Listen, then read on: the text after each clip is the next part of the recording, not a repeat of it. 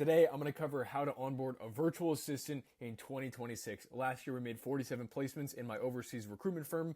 I have my own e-commerce business. We've done $4.2 million in revenue since 2022, and I have my own team based in the Philippines that helps me run all my operations. All right, so in terms of onboarding, so you can do all the vetting, find that perfect person, and really lose it all in the onboarding, because the onboarding is truly what sets the tone for the relationship, for the engagement going forward. And so you have to take it seriously. Even though they might be an A player, they still need to be onboarded, because the way I do business is different than the way this guy runs his business, is different than him and what's important to us. And so we start off with, before we even get to day one, day zero is setting up things like the tech stack. I don't want to be sitting here on day one figuring out LastPass and inviting them to the Slack. Like, that's done the weekend before if they're starting on the Monday.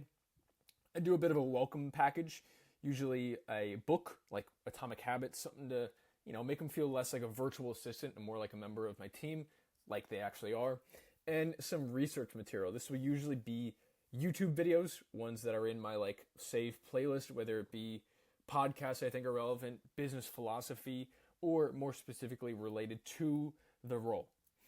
Day one, we'll get started, and week one is all about building the context. I'm a big proponent of building the foundation strong by allowing them to understand the context of my business so that we can grow the pyramid big. And so week one, I really focus on letting them know how their role fits within the whole thing, like what everyone on the team does, how we make money, what's important to me and the business, not just like, all right, here's your task list, go for it, because I want them to grow into something more, and I build that right from the start on week one with the foundation.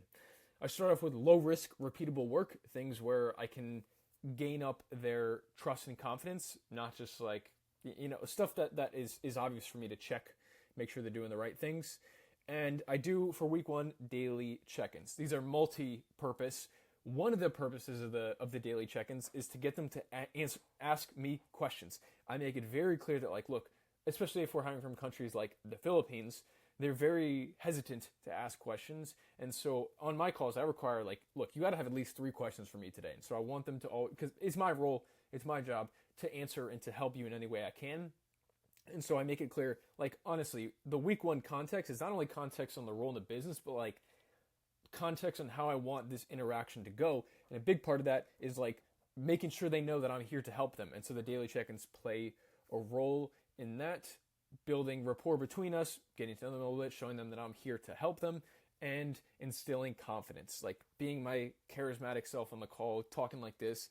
And it feels less like a task job, and they're more like they're a part of something big, which they actually are. And so I'm able to do that with these daily check-ins, hyping them up, checking how they're feeling, seeing where I can be of assistance. Then the whole month one. Now, onboarding I see as a 4-week-long process. That's how I ramp it up. And so by day 29, day 30, I know for sure if they're going to be good or not. There's no kind of in between there. And so month one is the full onboarding. Throughout this process, I'm building trust, their trust in me of look, this is a real opportunity, and my trust in them of being able to do the job right. Compounding the knowledge, so not jumping right into softwares, but learning, how to do the task manually. Here's how you enter in the orders, and then here's the software we can use to automate that. Then really switching from SOPs, so checklists, step-by-step process, to frameworks. By the end, I want to be able to just give them here's the project, here's the task, figure out how we're going to get there. And that comes from understanding the why. It's a lot more difficult of a route to take, but long-term, it means they actually can do things without me just having to provide a process, an SOP. And after that onboarding, we take on the road to accountability. I would consider this the focus for the 2 months, the first 90 days after onboarding. And so this is, what really turns into a team member and not a virtual assistant. So I get this done through constant feedback loops. Obviously, the areas for improvement, but one heavily overlooked one that I don't overlook at all is the positive reinforcement. When they do good work, when they do something that they can be proud of, telling them that. I try to keep it a 2-to-1 ratio. I want to have 2 praises for every area for improvement. Aligning the incentives, so however you decide to structure that, where if the business makes more money and their role contributed to that, they see financial incentive as a result, because that's what's important to me in the business. and tracking KPIs, key performance indicators, whatever those are, whether it's, if it's for a business development role, how many outreaches you did, if it's for a sourcing, like inventory role, how much purchasing we did.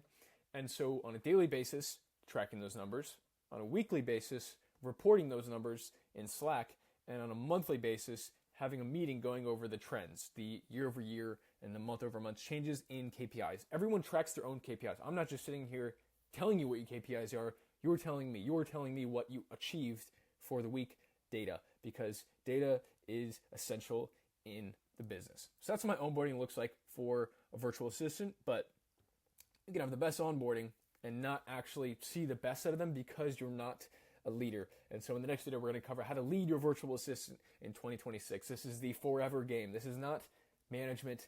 This is not, being a boss. This is true leadership, because that's what actually counts in business, in my opinion. So watch that video right here. This video is useless if you don't watch that one. So get that one out of the way. It's the last video in the series.